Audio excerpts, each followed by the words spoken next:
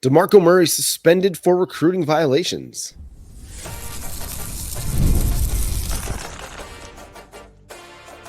You are Locked On Sooners, your daily podcast on the Oklahoma Sooners. Part of the Locked On Podcast Network, your team every day. What's up, Sooner Nation? Welcome to Locked On Sooners, and thank you for making Locked On Sooners your first listen every single day. Shout out to all the everydayers. Today's episode is brought to you by Game Time. Download the Game Time app, create an account, and use code LOCKEDONCollege for $20 off your first purchase. Terms apply. Download Game Time today. What time is it? Game time. Game time. That's right. I'm John Williams. This is Jay Smith. And off the top, we're going to talk about DeMarco Murray's suspension for recruiting violations. We're also going to talk about a new defensive line addition and what Brent Venables had to say about two starters that weren't projected to be. He had a lot of high praise for them. But first, DeMarco Murray showing us that he's SEC ready by getting that recruiting violations. So stemming from a couple years of text messages and phone calls during periods in which electronic communication was not allowed to happen, Murray believed that the rule that was going on under COVID was still in effect, according to the University of Oklahoma and the release from the NCAA.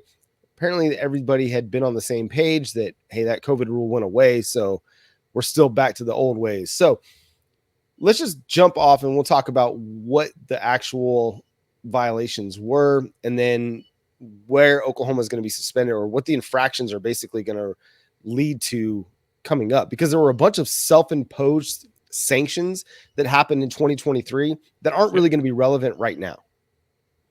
Yeah, most of the stuff that, Oklahoma implemented to self-impose because they, basically, I guess you could say, tattletaled on themselves. Basically, say, hey, look, we know that this happened. We need to go ahead and be front facing with it and let you know what went down. And I think that's the one thing that helped with, I guess, lowering the sentence here, because even from the presser from the NCAA, they really talking explicitly that Brent Venables is promoting an atmosphere of compliance and monitoring his staff. And so to me, I think that was a critical line in this entire page press release about the violations, that in Oklahoma reporting themselves, they're looking at, okay, you are actually not trying to break the rules. This is one of those, it was a COVID related rule that they was like, oh, this is over. And when they realized actually this probably was over, we should have caught that earlier. That probably helped with it to where Venables didn't get suspended on top, because technically, if I'm correct, the rules had changed to where any rule violation goes to the responsibility of the head coach on top of the staff. And when in this situation, since Venables wasn't involved and it was before they made that change, kind of helped him get off getting suspended too. Yeah, that's a big distinction here, because under the current rules, if this was a violation that happened after January of 2023, Brent Venables very well could have experienced a suspension in his own right, because head coaches are responsible for the actions of their assistants, for better or for worse, right? We saw Jim Harbaugh get suspended for the actions of Connor Stallions at Michigan. Probably Jim Harbaugh knew what was going on, but touche. Right. But Brent Venables had the rebuttal that, hey, I wasn't aware of all these things that were going on, and he has promoted a atmosphere of compliance. And we know OU rules and compliance was kind of is a big deal, and it's an important aspect of the program. They're not wanting to get themselves in trouble, and so they do a good job of making sure that they stay on top of some of these things. So what it comes down to for Oklahoma: 1 year probation, $5,000 fine, which after raising over $100 million in the last fiscal year, is kind of a drop in the bucket, and a 1-game suspension for DeMarco Murray. The Oklahoma Sooners are going to miss out on electronic communication recruiting next winter, which, I mean, they've already recruited really, really well after some self-imposed sanctions, over the 2023-2024 cycle, where they were not allowed to communicate, and they reduced DeMarco Murray's recruiting days from 16 to 18 during the 2024 cycle. So I had my biggest observation was, okay, Oklahoma recruited very, very well, even during all these self-imposed sanctions, and DeMarco Murray landed the number 1 running back in the 2024 class while having less recruiting days to work with. So pretty good. Yeah. I mean, I think at the time he locked down with the number 1 running back in the country during all of this. So, I mean, look, we're getting back to our roots of taking over conferences. Now that we've moved to the SEC, we're just going to have to just implant ourselves, baby, and be SEC ready. I'm going to say that all the time. So just be prepared to hear it every single show for the rest of the year. That we're doing everything possible to be SEC ready. And getting ourselves in trouble is one of them. Yeah, what's the saying? If you're not cheating, you're not trying, right? Hey, in theory, technically. But listen, the good thing is... I think Brandon Drum had a great observation on this. Is like, in the NIL era, what are we even worried about text messages and phone calls? Like, why are we even concerned with that? And I'm kind of with him on that. Like, at some point, the NCAA probably has to back off a little bit and just understand the big picture of these things. Like, DMs happen all the time. Text messages can happen at any moment. It's not like DeMarco's making an extra recruiting trip down to South Texas to go check out Taylor Tatum, right, and induce him into, to come into Oklahoma. No, it's like, it's just, communication is so simple in this day and age. Back in the day when, you didn't have the ease of communication, maybe in the 80s, early 90s, where it was a little bit more difficult to get somebody on the phone. That's not the case now. Like, it takes 2 seconds to shoot a text. It takes 2 seconds for a text to be replied to. And that's really it. So, if you're my wife watching this, I'm sorry that I don't reply to text faster. I know, right? I wonder if it's more of for the NCAA, which first off, you and Brandon, I totally agree that in this era, it's going to be hard to really, especially even just with the electronic communication we have, it's going to be really hard to truly regulate. But I think the other side of that coin is the thought process is, if as coaches age and they begin to build like families and such, when do they actually get off time? Now, I mean, of course, I'm not crying for the millionaires right here and them making hundreds of thousands of dollars, coaching a child's game, as some people would say. But it's also being human beings and understanding that in order to get ahead more, you have to start the grind. You got to grind constantly.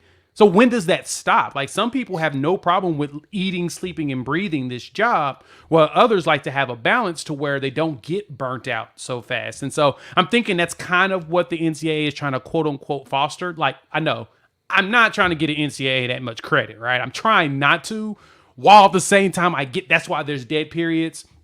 It also gives the kids breaks too, right? I think this can be overwhelming for a recruit. We've heard recruits talk about the process and how a lot of them just get tired of it. I remember hearing even Michael Fasusi say that before he even committed anywhere. He was just getting worn down from the visits and talking to coaches and talking to people. Some of these kids don't like talking to people sometimes. They're a little bit more introverted than you'd think. And so, again, not to give the NCAA too much credit, but I think that that's where that boundary sets, and it makes sense, right? We all need a break. Yeah, it makes sense. It totally makes sense that you give kids the opportunity to have some free space to just be teenagers and not, or even just think about and process what information has been provided to them to decide, do I really want to go here? Do I want to go there? Is the money worth leaving this opportunity? Do I like this school? Right. Gives them time to process it without somebody's coach or assistant, because I don't know if the coaches are the ones doing all the texting and following up. It feels like an assistant's probably helping with some of this stuff. Yeah, maybe some grad assistants that are also getting involved in some of that. We'll see. We got to talk about how it's going to affect Oklahoma week 1 against Temple, because no running backs coach. How does it affect the rotation? We'll discuss coming up next here on Locked On Sooners. Game Time has a new feature called Game Time Picks that makes getting tickets for your favorite live events even easier. Game Time Picks filters out the fluff to show you only incredible deals on great seats, so you don't have to waste time searching through thousands of tickets. It's a great app. It makes it so much easier to see what I'm going to be looking at whenever I buy tickets. I know exactly what my view from my seat's going to be. They have the lowest price guarantee, event cancellation protection, and job loss protection as well. Game Time Picks curates, and it makes buying tickets for sports, concerts, comedy, theater so much easier. If you toggle that all-in pricing, you get all the price up front, no surprise fees at checkout, no taxes, all that. Toggle that all-in price feature. so that you can see exactly what you're going to be paying. And they give you the lowest price guarantee, or Game Time will credit you 110% of the difference of your ticket. Take the guesswork out of buying tickets with Game Time. Download the Game Time app, create an account, and use code LOCKEDONCollege for $20 off your first purchase. Again, terms apply. But again, create an account and redeem code LOCKEDONCOLLEGE for $20 off.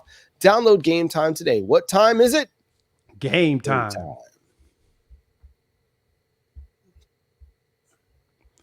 You've heard us talk about FanDuel, America's #1 sports book. Well, we have something a little different for you this time. Now through September 22nd, all FanDuel customers that bet $5, you'll get 3 weeks of free trial for NFL Sunday Ticket from YouTube and YouTube TV.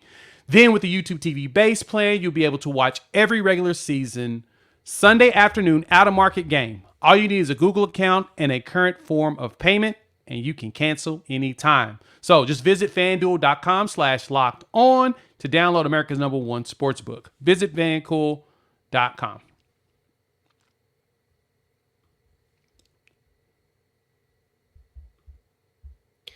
College football is back, and it's not too late to catch up before the season kicks off. SEC, ACC, Big 10, Big 12. You can get it all from Locked On's stable of college experts by subscribing to the Locked On College Football Podcast. Who has a chance to make the playoff? What teams will cause chaos in their new conferences? Everything you need to know all in one place. Be sure to follow and subscribe to Locked On College Football Podcast, part of the Locked On Podcast Network, your team every day. So, Jay, DeMarco Murray will sit out in one game, presumably Temple. Nobody's said specifically that that's the case, but I imagine a one-game suspension. What's the next game? Temple game.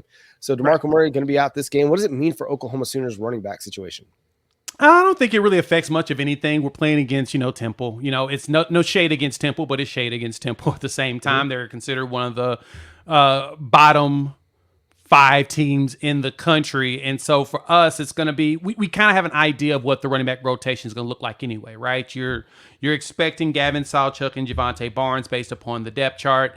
You'll probably see a little mix of the young guys from like a Taylor Tatum that's going to get a little bit of run, some Sam Franklin, who's more of a veteran presence. And you'll probably see Caleb Hicks out there as well. Now, I know that we were wondering if you're going to see more Caleb Hicks, but there's a good chance for that, right? Depending on how this game goes in the first half. If Oklahoma blows the top off very early, there's a good chance that you go a lot deeper into the running back rotation and you'll get an opportunity to see them in live reps. But overall, I sense that we're going to focus on 2 backs, Sawchuk, Barnes, and not really deviate away from there. And so there's not really too much strategy that needs to go into who you're going to hand the ball off to, especially in a game, again, against Temple at home. You have an idea of who they are and how young they are. And heck, if I'm correct, the Temple coach even mentioned that he plans on going really deep into his depth chart to reserve some of his bodies for this season. So if he does that and we do that, we know what time it is. I don't think it's being concerned. Do you see this being something of concern for the team going into this game? No, not really. I mean, I think you could hand some of those duties off to a grad assistant, especially when new rules that allow for more assistants to be on the field, as opposed to, your analysts just have to be up in the booth. They can't be engaged in actual coaching activity. New rules allow for whoever DeMarco Murray's, commander or number 1 is to Jean-Luc Picard, whoever that is. He gets to step up and gets an opportunity to coach a game. Like that's huge for him and huge for his resume. So I imagine Brent Venables will take that opportunity to kind of allow one of his understudies to have some say and some control on how things are going to play out. Brent Venables is all about developing people and developing leaders.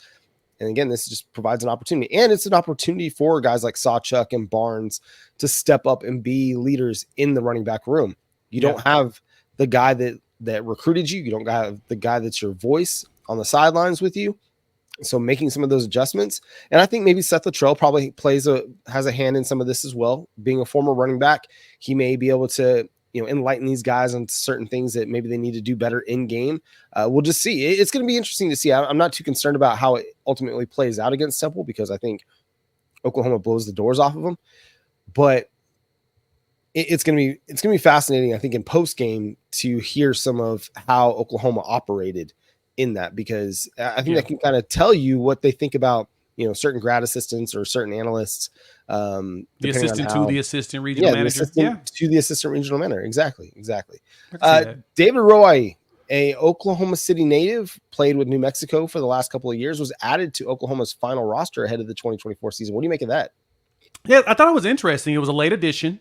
Appears that it was a player that decided to walk on and got the opportunity to actually make the final roster and be available to play. He didn't play. He redshirted first year in, I think, 2022 at New Mexico, and then last season didn't see any snaps. But what intrigued me the most was when I saw his measurables. OU Insider had reported, they were the first ones that I saw shoot anything out on social media, but he comes in 6'4", 310.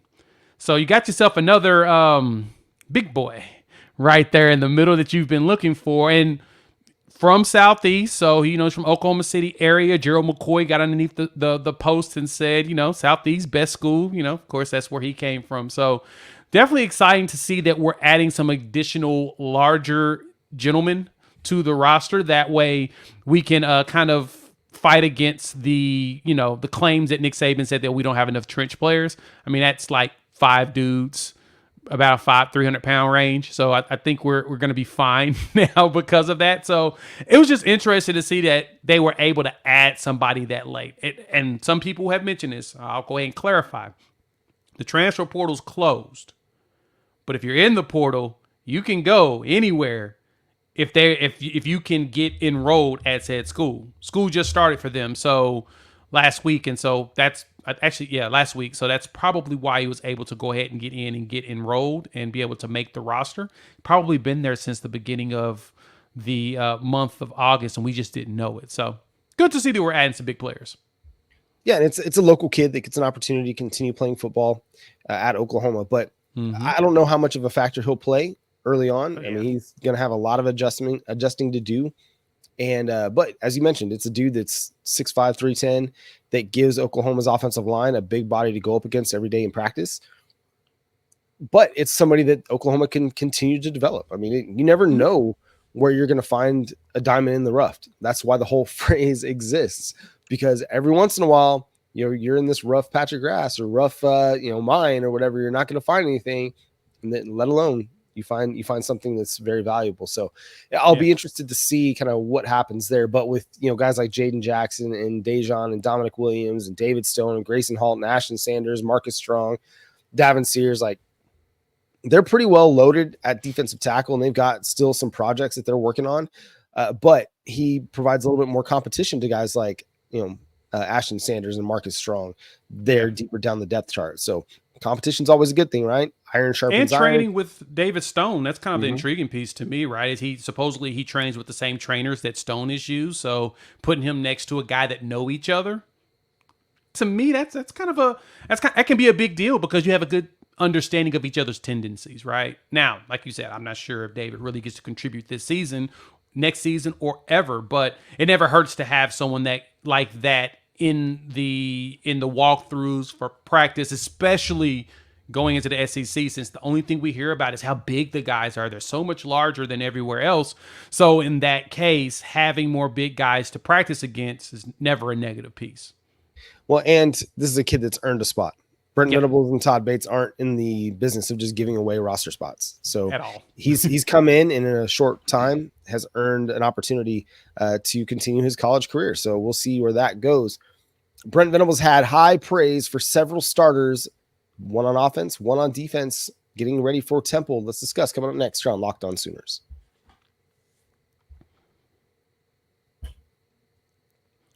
So you're tired after lunch? I know lunch kicks my butt, man. You're not alone there. And in fact, research shows that more than 70% of us hit the wall after lunch. Let 5-hour energy shot help you leap over that wall instead of crashing right into it. So for me, I like it because with the 0 calories and it's very convenient, it's portable. I grab one out the cabinet, pop it, and it's a great pick-me-up to keep me going throughout my day. 5-Hour Energy's website has all kinds of flavors from watermelon, tropical burst, grape, citrus, and more. There's a ton of flavors, something for everybody. And on the site, you even have an option to build your own 12-pack or 24-pack. You can choose a flavor, and it's delivered right to your door. So If you go to 5 Hour Energy, the number 5hourenergy.com, that's the number 5, and you can pick up one of their products, use our promo code LOCKEDONCFB, and you will receive 20% off your order. This offer is only valid until September 30th. One order and cannot be used on other promotion. The code is not good for subscription orders. So go to 5 Hour Energy, that's the number 5.com today.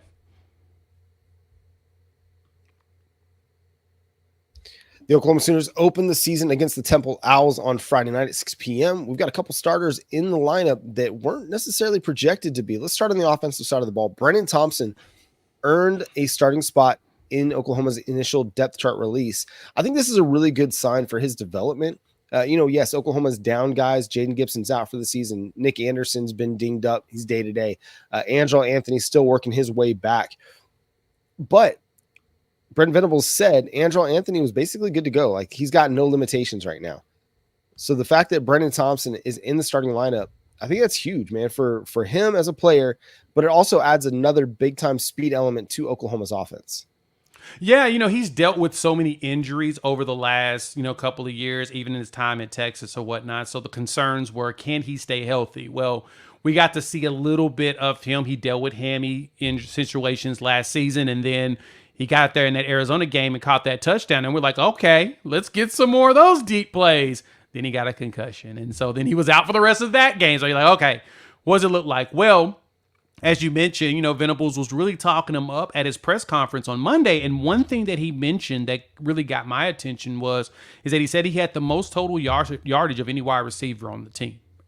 That to me is huge. Now, granted, we knew that Nick Anderson wasn't really practicing because he's been, quote unquote, nicked up, no pun intended. Angelo Anthony's coming off the knee situation. Jalil Farouk had a foot problem. And then we lost Jayden Gibson with the knee injury for the season. But someone stepped up. I think that's the thing that gets me is someone stepped up. And we know that Jackson Arnold and Brenen Thompson has some chemistry because, again, we watched him launch that thing to him against Arizona. So for me, I am excited to see that we've got a threat on the outside that's just fast. But one other thing was mentioned by Venables, John, that I think that really jumped out to me. He says that Brenen can run the entire route tree. So we think about him as a go guy, just go and just, hey, he out there somewhere and just throw it, right? Well, in Venables' minds and Emmett Jones' minds is he's running all the routes. And so he becomes even more of a threat because now you don't know if he's going to go deep, if he's going to hit you with a curl, out, in, drag, any type of mesh concept. You don't know what you're going to get out of him, which does nothing but open up everybody else in the field. So, John, I think he may have a chance to get some big plays done in the first game. It's Brenen Thompson season. He's done the work, and I think that's the thing that often gets underlooked or undervalued is the development piece of college football. Agreed. You just kind of expect this linear projection or progression for everybody, or you expect guys to come in ready-made a lot of times. That's not generally the case. Generally, guys come to college and have a lot to work on. Venables mentioned with Brenen Thompson, this dude was an athlete, played a lot of quarterback, mostly ran track, and didn't really get developed in high school to be a do-it-all wide receiver. Mm-hmm. And so now he's undergoing the developmental aspect of his game. We saw it with Tyler Guyton, right? You develop in college. You develop a lot and can develop a lot. And we've seen Emmett Jones in just a year and a half's time do some really good work with some of the guys under his tutelage. Jayden Gibson is one of those guys. JJ Hester, another one. Like, we're starting to see some of these guys develop and now become big-time contributors for this team. Nick Anderson was a guy that went from playing very, very little to 10 touchdowns. Yep. That doesn't happen by accident. It doesn't happen by God's gift of natural talent. Now, a lot of that is God's gift of natural talent, but it takes work and it takes development. It takes practice. It takes, repetition. It takes going through all of the detailed developmental process that your wide receiver coach has for you. And that's just a great aspect of what Emmett Jones brings to the table. And so Brenen Thompson is able to go out there and run a full route tree. Dude, that is going to be a big time threat to opposing defenses. And then you throw in the Deion Burks element. Now you have two big time speed elements that can win all over the field. Dude, coaching against them is going to be a nightmare because you're not going to know. okay, who's going to be the deep threat on this play? Okay, am Yeah. I going to get dueling drags where they're both crossing over the middle of the defense, and you're trying to keep up with that speed? And Jackson Arnold is just like, okay, whichever one pops open first is getting the ball. They're going to be yard after catch machines. Like, these guys are going to be putting so much pressure and stress on the defense, because the defenses that they're going to be going up against are good, but they're not going to be like Brenen Thompson track speed fast. And Right. so huge. The other guy that was mentioned with Jayden Jackson, and we talked a lot about Jayden Jackson on the show, but Brent Venables went into a further discussion about Jayden and what he means for this team and why he's developed so much. Yeah, he really dug into the consistency and the hard work that he came day one. And it's funny because Jayden Jackson will be the first freshman to start on the defensive line since Tommy Harris.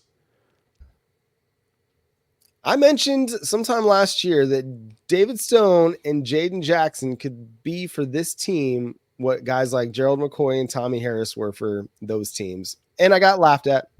You did. You did. I know. I totally see. I've synced the comments. I've synced the words y'all have said to this man. I've synced all the hate that you gave him and the vitriol you threw at him. I totally expect all of y'all to apologize, because Brent Venables basically said something in a similar manner, right? He talked about the consistency of work and how he came in ready to play. I mean, he's size-wise, he's listed at 312 now, right? He was in the 280s when he first got here, so he's put on the weight naturally. And obviously, it was Schmitty weight, so it's good weight. But he's also still keeping his moves, his skill. He doesn't have a problem with eating doubles. He can get around doubles. He was just causing havoc, which granted is a really good thing based upon how you would scheme it. He's going to be someone that's going to stand out. And my favorite part was after practice yesterday, Jayden was asked about it, and he was like, I'm humbled and excited and everything, but that position is not secured yet. Right? There's no guarantee I'm starting all season long. There's no guarantee the starting spot is mine. He's more so pointing out, I need to go out there, put my head down, and work. Everything you Sooner fans ask for, it's players like that, he's kind of giving it to you. And I've told this to somebody not too long ago. There was a reason why Texas wanted him. There was a reason why Texas was in the running for him. Don't let them gaslight you and pretend like this was a non-factor. No, they wanted him because he would start on their roster as well because he is that talented. Yeah, anytime you see a freshman come in and even push for a starting role, I think is significant. I think it shows the work ethic, and Brent Venables mentioned it, the maturity. He's been about the right things since showing up to camp. And when you have the talent and the skill set that he has, and you put the work in, and you've got the mentality, and you've got strength and conditioning coach like Jerry Schmidt working with you as well, it provides the opportunity for all of it to kind of come together in a beautiful masterpiece where I think Jayden Jackson is going to be a significant player on this team this year. Whether he starts every game, we'll see, but it would not surprise me to see him have a lot of snaps, 300 snaps or more easily this year. Now they'll rotate defensive tackles, and Brent Venables also made mention that nobody's worked harder than David Stone. So don't take Stone not starting as any kind of slight against him. He said he's got some things he's got to continue to refine. Jayden Jackson came in technically really, really sound. Yeah. And I think from day one. And I think that is a piece of this that I think we can kind of miss sometimes, is the technical aspects of the game. Playing nose tackle is a really, really difficult position. Playing defensive tackle is a really, really difficult position because you're responsible not just for getting to the quarterback or getting to the running back, but for occupying gaps. And when you're an interior defensive line player, you have to occupy those two gaps, and you can't just guess. If you guess wrong, it blows up the entire defensive scheme. And so if Jayden Jackson is showing the mental maturity to be able to go in and be disciplined as a defensive tackle and show proper instincts and show proper gap control, dude, that's huge for where his trajectory is going. Like, I mean, he's going to start as a freshman, but who knows where he ends up. Dominic Williams said he could be an All-American. Yeah, I'm listening to Dominic Williams whenever he says that too. That intrigued the heck out of me when he said, I think that this kid's going to probably he can be not only a freshman All-American, but an All-American. And we watched Dominic Williams be a freshman All-American. So if he's seeing something similar to himself or even better, I'm not going to question that at all. And that's going to do it for today's episode of Locked On Sooners. Thanks so much for tuning in and being a part of the show. Subscribe to the show wherever you get your podcasts. We're free and available on all podcast platforms and on YouTube. Follow Jay at Unfair Sports, myself at John 9 Williams. The show is at Locked On Sooners on TikTok, Facebook, Instagram, X/Twitter, whatever you call it. We are available at Locked On Sooners. Subscribe wherever you get your podcasts and over on YouTube. Also hit that notification bell to let you know when new episodes drop.